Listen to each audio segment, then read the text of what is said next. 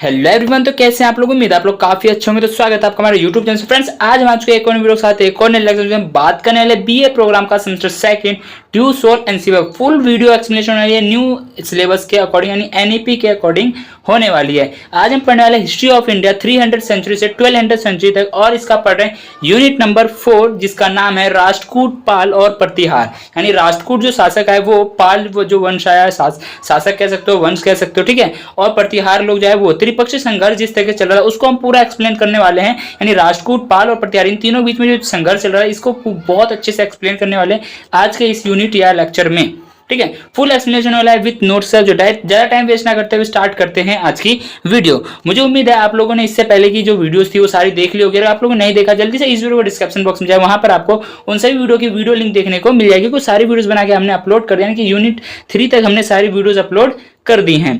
तो ज्यादा time waste ना करते हुए स्टार्ट करते हैं आज की वीडियो।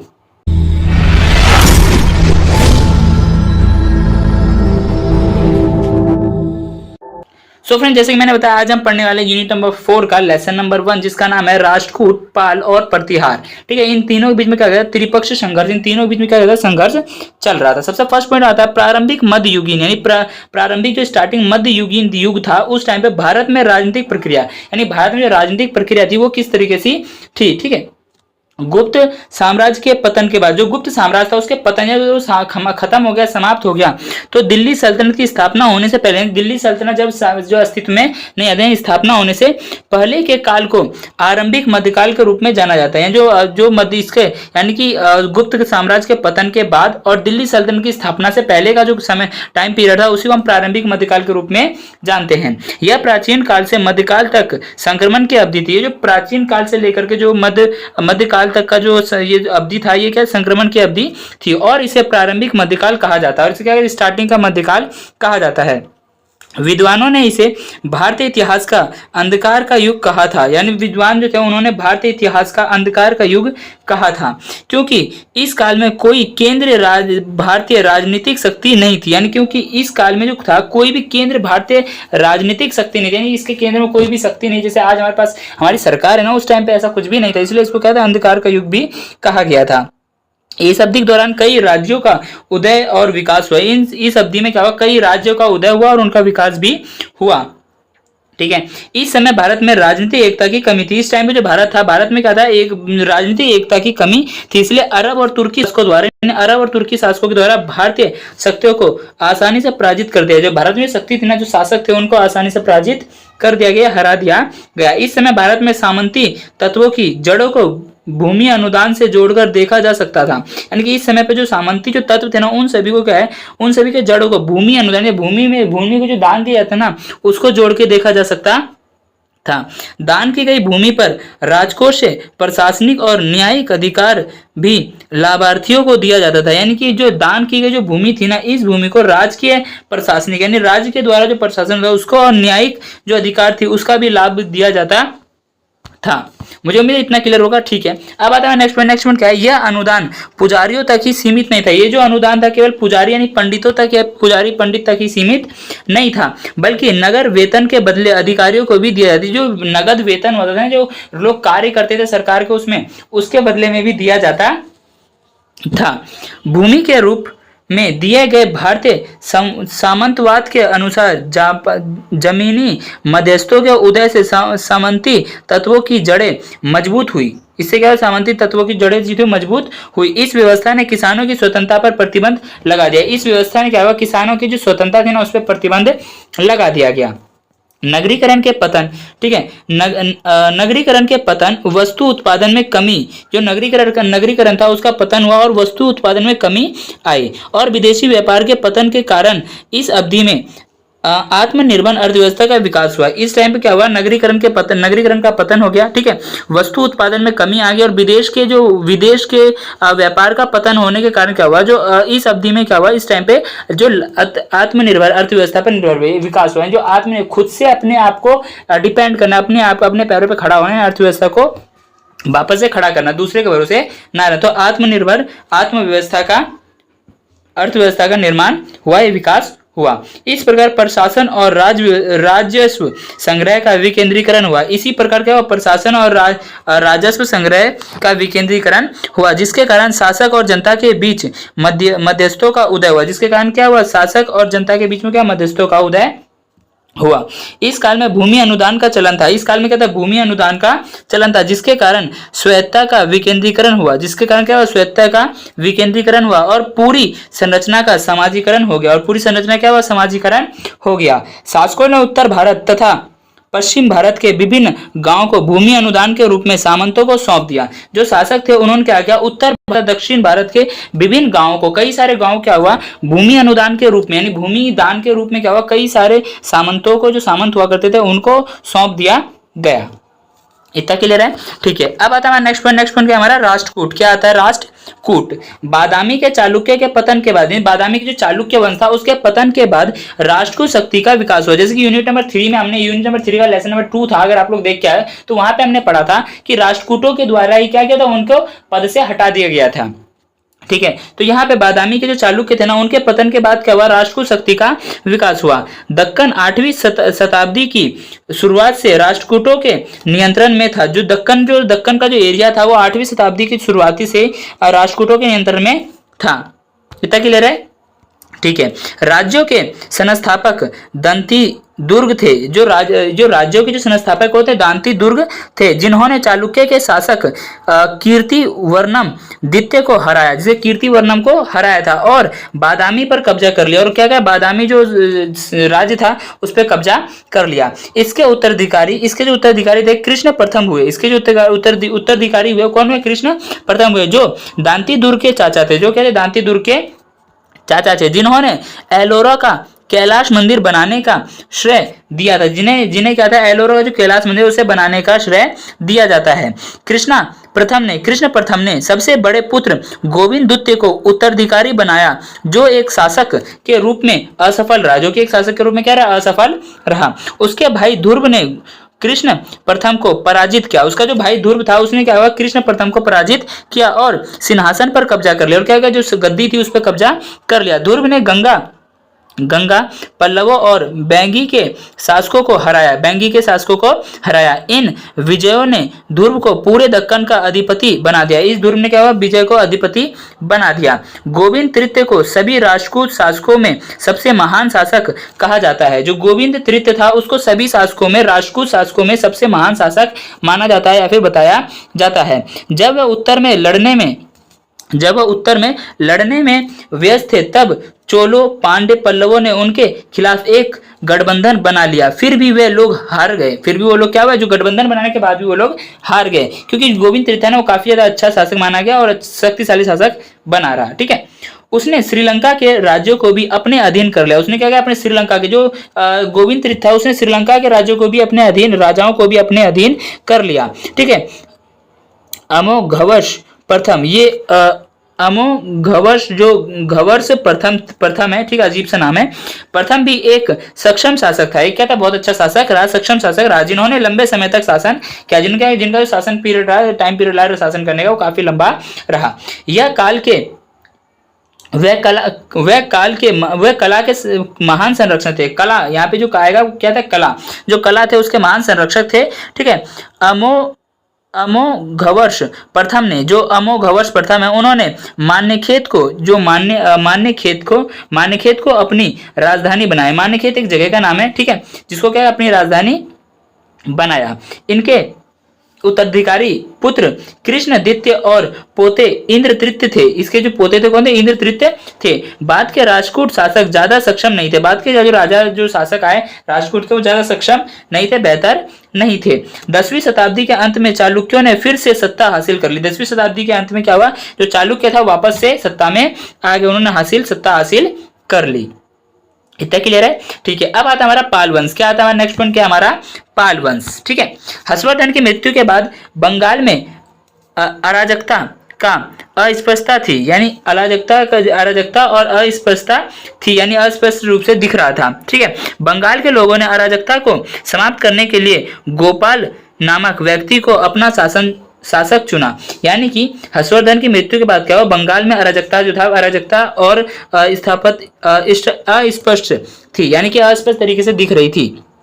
ठीक है, बंगाल के लोगों ने अराजकता को समाप्त करने के लिए एक गोपाल नामक व्यक्ति था, उसको शासक बनाया। गोपाल ने 5 वर्ष तक शासन किया। गोपाल जो थे उन्होंने 5 वर्ष तक शासन किया और उन्होंने पाल वंश की नींव रखी और उन्होंने पाल वंश की नींव सफलतापूर्वक डाली। पाल वंश बिहार तथा बंगाल के बड़े हिस्से को नियंत्रित करता था। जो पाल वंश था वो क्या था, बिहार तथा बंगाल के बड़े हिस्से को नियंत्रित करता था और कुछ समय के लिए उत्तर भारत की प्रमुख शक्ति था। और कुछ समय के लिए क्या था, उत्तर भारत के प्रमुख शक्ति था। इतना क्लियर है? ठीक है। पाल वंश का राजनीतिक आधार बिहार और बंगाल की उपजाऊ भूमि और दक्षिण पूर्व एशिया के साथ व्यापारिक संबंध थे। जो पाल वंश का जो राजनीतिक आधार था बिहार और बंगाल की उपजाऊ भूमि और दक्षिण पूर्व एशिया के साथ व्यापारिक संबंध थे।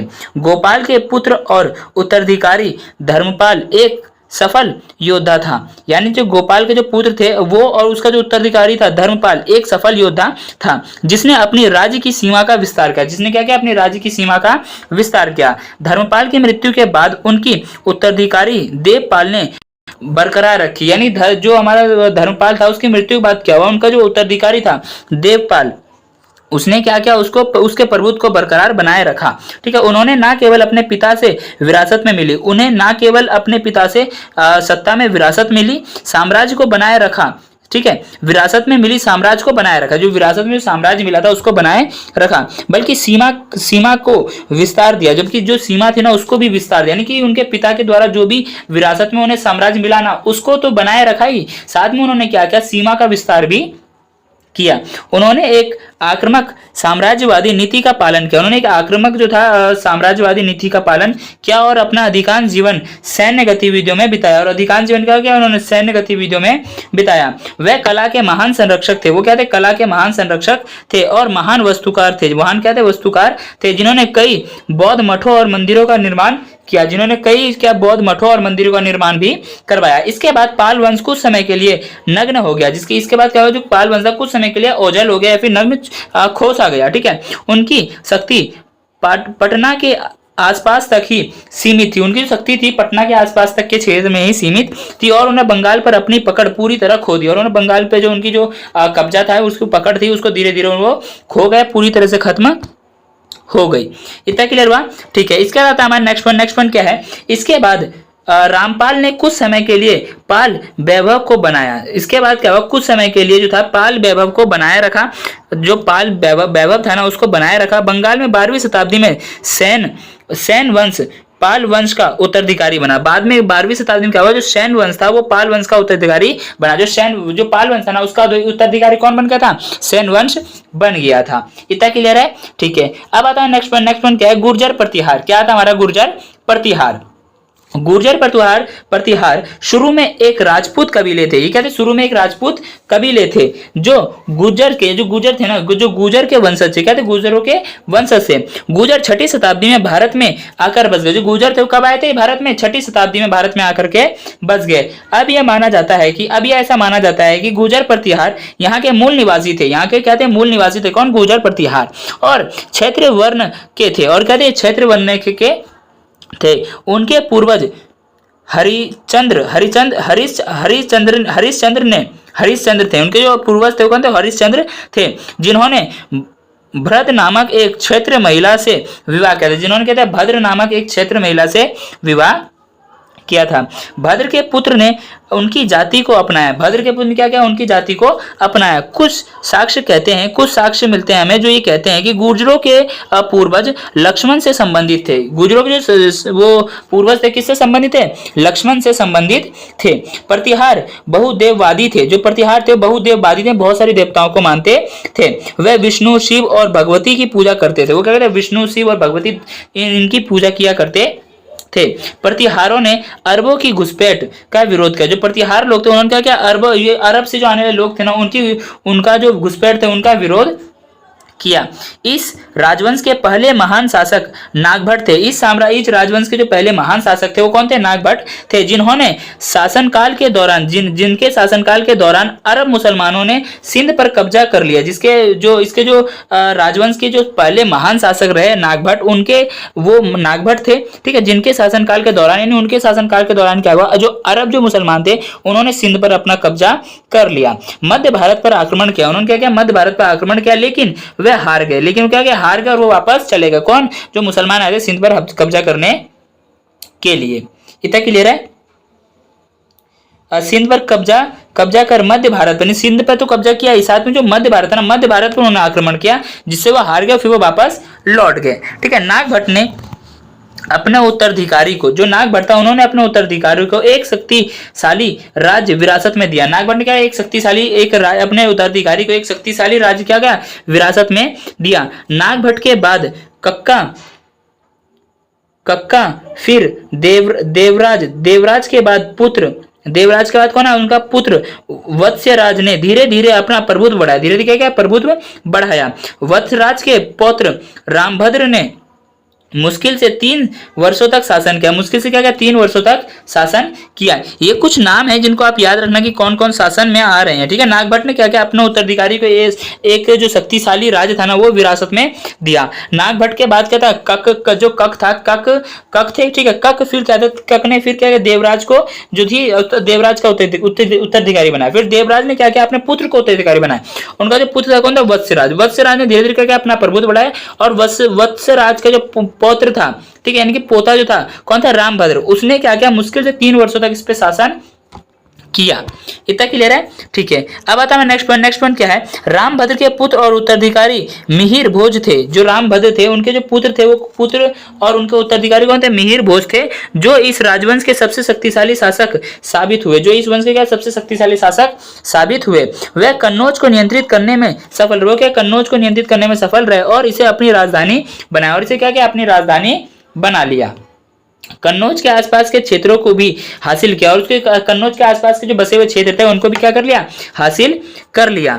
ठीक है, इस प्रकार भोज अपने परिवार के भाग्य को फिर से स्थापित करने में सफल रहा। इस प्रकार का जो भोज था, उसने अपने परिवार की गरिमा को या फिर अपने भाग्य को फिर से, परिवार के भाग्य को फिर से क्या किया? स्थापित करने में सफल रहे। लेकिन जल्द ही उन्हें पाल राजा देवपाल से ने हरा दिया। जल्द ही उन्होंने क्या किया? जो पाल राजा थे देवराज, देवपाल, उन्होंने उनको हरा दिया।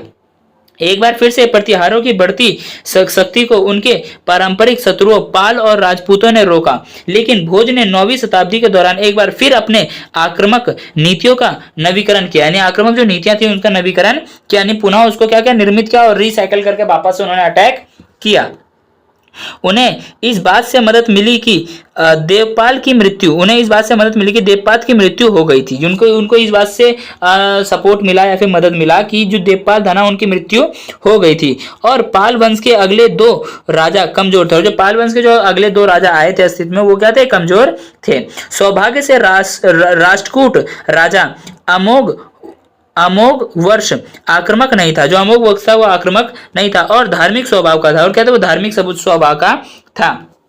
पाल शासकों की कमजोरी और राष्ट्रकूट छापों के कारण उनकी विचलित स्थिति का लाभ उठाते हुए भोज ने पाल राजा नारायण पाल को परास्त किया। यानी कि जो पाल शासक थे वो कमजोर थे, कमजोरी और राष्ट्रकूट छापों के कारण उनकी जो विचलित स्थिति, यानी वो विचलित हो रहे थे ना, परेशान हो रहे थे, तो उसका उन्होंने क्या क्या लाभ उठाया। और भोजपाल ने, जो भोज था ना, भोज ने पाल राजा नारायण पाल को क्या किया? परास्त किया, यानी हरा दिया। और काफी पश्चिमी हिस्से को जीत लिया। काफी पश्चिमी हिस्सा था, काफी एरिया जो उसने अपने अंडर में ले लिया, जीत लिया। भोज भी राष्ट्रकूटों के साथ लंबे समय तक संघर्ष में लगा रहा। जो भोज था ना, राष्ट्रकूटों के साथ में काफी लंबे समय तक संघर्ष में लगा रहा। उन्होंने कृष्ण द्वितीय को हराया। उन्होंने क्या किया? कृष्ण द्वितीय को हराया। मालवा पर कब्जा कर लिया। मालवा पर क्या कर लिया? कब्जा कर लिया। और गुजरात के पूरे कठियावाड़ा प्रदीप पर कब्जा वर्चस्व बनाया रखा। और क्या क्या? जो ये था हमारा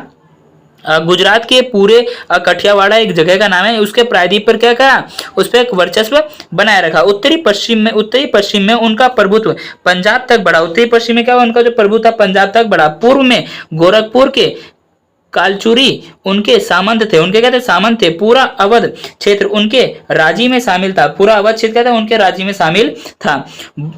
बुंदेलखंड के चंदेलों ने भी उनके पराक्रम को स्वीकार किया। जो बुंदेलखंड के जो चंदेल थे ना, उन्होंने उनके भी उनके पराक्रम, उनकी शक्ति को स्वीकार किया। इस प्रकार भोज ने उत्तर भारत में एक शक्तिशाली साम्राज्य को मजबूत किया। इस तरह जो था, भोज ने क्या कहा, उत्तर भारत में एक शक्तिशाली साम्राज्य को मजबूत किया और कन्नौज को अपनी राजधानी बनाया। और क्या क्या, कन्नौज को अपनी राजधानी बना लिया। भोज एक महान शासक और साम्राज्य निर्मित साबित हुआ। जो भोज था ना, वो एक महान शासक बना और साम्राज्य निर्मित करने वाला साबित हुआ कि वो साम्राज्य को निर्मित कर सकता है या फिर चला सकता है। इतना क्लियर हुआ? ठीक है, अब आता है नेक्स्ट पॉइंट क्या है, महेंद्रपाल ने, जो महेंद्रपाल थे, महेंद्रपाल ने अपने पिता भोज की तरह कलाओं का संरक्षण करते हुए अपने राज्य की गरिमा को बनाए रखा। कलाओं का संरक्षण करते हुए क्या, अपनी अपने साम्राज्य की क्या, गरिमा को बनाए रखा। उनके पूर्व की ओर, उनके जो पूर्व की ओर है, पूर्व की दिशाओं की ओर राज्य का विस्तार किया। पूर्व दिशाओं की ओर क्या क्या, राज्य का विस्तार किया। हालांकि प्रतिहार साम्राज्य महेंद्रपाल की मृत्यु के बाद घटने लगा। हालांकि जो प्रतिहार साम्राज्य था, महेंद्रपाल की मृत्यु के बाद क्या हुआ, घटने लग गया था। महेंद्रपाल के उत्तराधिकारी कमजोर थे। महेंद्रपाल के जो उत्तराधिकारी थे वो क्या थे, कमजोर थे और उनके विशाल साम्राज्य की रक्षा करने में असमर्थ थे। विशाल साम्राज्य, इतने बड़े साम्राज्य की रक्षा करने में क्या थे, असमर्थ थे।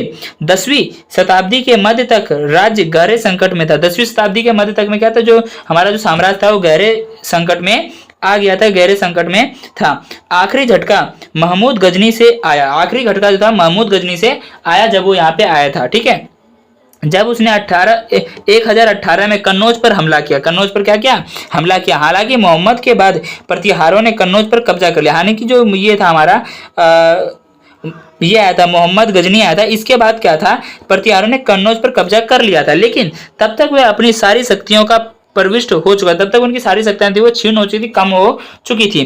कन्नौज एक छोटी रियासत में सिमट चुका था। कन्नौज था एक छोटी रियासत बन चुका था, यानी कि अब गजनी के, महमूद गजनी के अंडर में आ चुका था। बाद में एक और राजपूत राजवंश राठौड़ ने 1090 के दौरान कन्नौज पर कब्जा किया। 1090 के दौरान क्या, कन्नौज पर वापस से कब्जा किया किन्होंने, राठौड़ राजवंशों ने। इतना क्लियर है? ठीक है, ये अभी चल रहा है कि सब किस तरह से अपने उनके बीच में, प्रतिहारों के बीच में सब लड़ाई युद्ध चल रहा है। कोई इस पे आके कब्जा कर रहा है, कोई दूसरा वंश आके कब्जा कर रहा है। यानी देखो, इसमें समझाने लायक कुछ भी नहीं है, डायरेक्ट बस पढ़ते जाना है। आपको बस याद रखना है कब कौन सा आ रहा है, ज्यादा कुछ हार्ड नहीं है। 1-2 बार इस वीडियो देखना, आपको क्लियर हो जाएगा। वैसे मैं तो ये कहूंगा कि ये वीडियो, ये चैप्टर ऐसा है जिसको कि आप लोगों को पहले पढ़ने की जरूरत नहीं है। कल एग्जाम है, आज इस वीडियो को देखो, कल जाओ एग्जाम देके पार कर दो। ठीक है, फिर भी अब आता है नेक्स्ट पॉइंट क्या है, पाल प्रतिहारों और राजपूतों के बीच में त्रिपक्षीय संघर्ष। अब हम देखने वाले, ये पाल है, प्रतिहार है और राजपूत है, इन तीनों के बीच में अब संघर्ष चलेगा। इन तीनों के बीच में क्या चलेगा, संघर्ष होगा। अब तीनों के संघर्ष को एक साथ पढ़ने वाले हैं। उत्तर भारत में वर्चस्व के लिए प्रतिहार, पाल और राजपूत के बीच त्रिकोणीय संघर्ष भारतीय राजनीति में 1 सदी से अधिक समय तक एक महत्वपूर्ण कारण बना रहा, यानी एक इनके बीच में चलता रहा। कन्नौज शहर हर्षवर्धन के काल से द्वारा प्रतिष्ठित हो गया था, यानी हर्षवर्धन के बाद से क्या प्रतिष्ठित हो गया था। बाद के हर शासक ने इसे विजित करने का, बाद के यानी उसके बाद के जितने भी शासक हैं, सभी ने क्या जितने भी शासक उन्होंने विजित करने का, जीतने का क्या हर संभव प्रयास किया। अपनी सामरिक और भौगोलिक क्षमता के कारण उनको सामरिक और भौगोलिक क्षमता, यानी कि वहां की जो अर्थव्यवस्था थी उसकी और भौगोलिक क्षमता के कारण क्या है, कन्नौज गुरुत्वाकर्षण का केंद्र बन चुका था। जो कन्नौज था गुरुत्वाकर्षण का केंद्र बना हुआ था, बहुत अच्छा केंद्र बना हुआ था ये। ठीक है, यह दोआब के मध्य में स्थित था। जो कन्नौज था ना, वो दोआब क्या होता है, 2 नदियों के बीच का जो एरिया होता है ना, जो बचा हुआ एरिया होता है उसे दोआब कहा जाता है। ठीक है, जो काफी ज्यादा उपजाऊ होता है। ठीक है, दोआब के मध्य में स्थित था। इस प्रकार कन्नौज पर नियंत्रण का मतलब पूर्वी और पश्चिमी गंगा घाटी पर नियंत्रण था। यानी कि कन्नौज पर नियंत्रण का मतलब था पूर्वी और पश्चिमी गंगा घाटी दोनों की साइड पर नियंत्रण था। यह भूमि और जल मार्गों के साथ भी जुड़ा हुआ था, भूमि और जल मार्गों के साथ भी जुड़ा हुआ था। इसलिए यह आश्चर्यजनक नहीं था कि तीनों प्रमुख समकालीन शक्तियां पाल, प्रतिहार और राजपूतों ने कन्नौज को नियंत्रित करने के लिए बार बार प्रयास किया। इसलिए कोई आश्चर्यचकित करने वाली बात नहीं है कि तीनों ही शासक क्या थे, तीनों ही वंश क्या थे, इसको कन्नौज पर कब्जा करने में लगे हुए थे। आश्चर्यचकित की बात नहीं है। वो क्या करे, बस अपनी ताकत को बढ़ाने, क्योंकि अगर कन्नौज पर कब्जा होता है, कन्नौज पर नियंत्रण आता तो ऑटोमेटिकली गंगा और पूर्व और पश्चिम गंगा घाटी दोनों साइड में नियंत्रण आ जाता।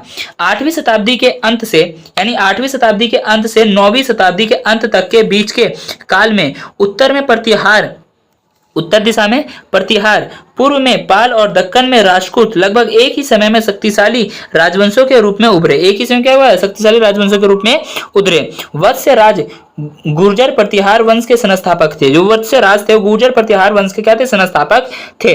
राजस्थान और उत्तर पश्चिम भारत के बड़े हिस्से पर, राजस्थान और उत्तर पश्चिम के बड़े हिस्सों पर क्या 1783 ईस्वी के आसपास विजय प्राप्त की। यानी जो हमारे वत्स्य राज से उन वो क्या थे, गुर्जर प्रतिहार वंश के क्या थे, संस्थापक थे। ठीक है, राजस्थान और उत्तर पश्चिम भारत के बड़े हिस्से पर 783 ईस्वी के आसपास में क्या विजय प्राप्त किया।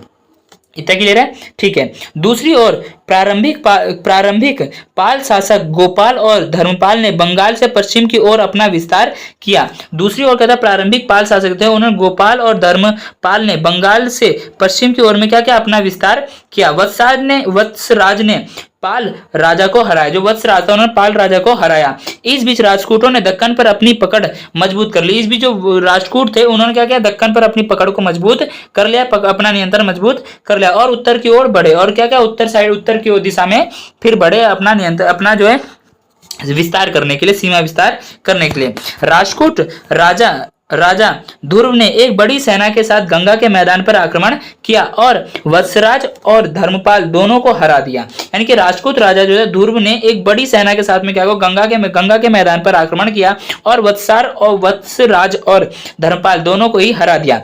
ध्रुव की मृत्यु के बाद जब राजपूत सत्ता में कुछ समय के लिए ग्रहण लगा, यानी कि ध्रुव की जब मृत्यु हो गई तो उस टाइम पर राजपूत सत्ता पे क्या कुछ टाइम के लिए ग्रहण लग गया।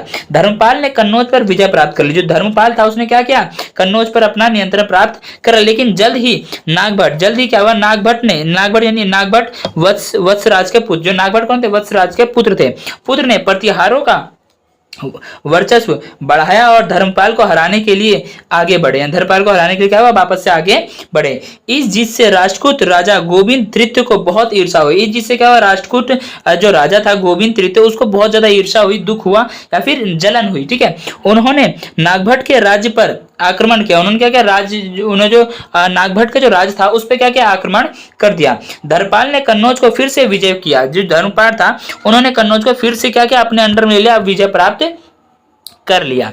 इतना क्लियर है। ठीक है, अब आता है मेरा लास्ट टॉपिक, लास्ट पॉइंट आता है इस चैप्टर का, जो क्या आता है, शासकों की अगली पीढ़ी। क्या आता है, शासकों की अगली पीढ़ी में धर्मपाल के पुत्र देवपाल सबसे प्रमुख थे। यानी शासकों की अगली पीढ़ी में जो धर्मपाल थे, धर्मपाल के पुत्र थे देवपाल, उनकी जो वो सबसे ज्यादा प्रमुख रहे।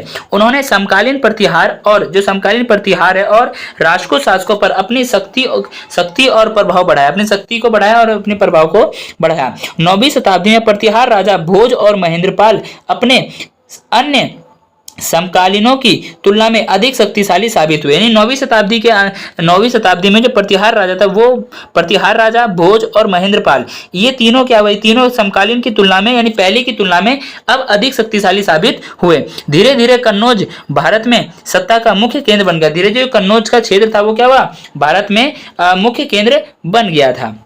इतना क्लियर है। मुझे उम्मीद है आपको यहाँ तक सारी चीजें क्लियर हुई। तो बहुत सी चीजें इसमें क्या है, हार्ड है, जो कि आपको समझ में नहीं आई होंगी। तो मुझे आप लोग क्या करो, इस वीडियो को 1-2 बार और देखो, आपको सारी चीजें अच्छे से क्लियर हो जाएंगी। बस आप लोग इसमें आपको याद रखना है कौन सा राजा कब आ रहा है, कब किस पे आक्रमण कर रहा है। मुझे उम्मीद है यहाँ तक आपको वीडियो अच्छी वीडियो को लाइक करें, अपने यार दोस्तों में शेयर कर दे और हाँ, ध्यान से चैनल को सब्सक्राइब करके बेल आइकन को ऑन कर ले। और कोई भी डाउट हो, कोई प्रॉब्लम है, इस वीडियो कमेंट बॉक्स में कमेंट करें, पूरी कोशिश में आपके डाउट को क्लियर कर दूं। और हाँ, ध्यान से चैनल को सब्सक्राइब करें, बेल आइकन को ऑन करें, ताकि जितनी भी न्यू वीडियोस सभी की नोटिफिकेशन आप लोगों तक पहुंच जाए। तो मिलते हैं नेक्स्ट वीडियो में, नेक्स्ट लेक्चर के साथ। तब तक के लिए bye bye. Thanks for watching this video.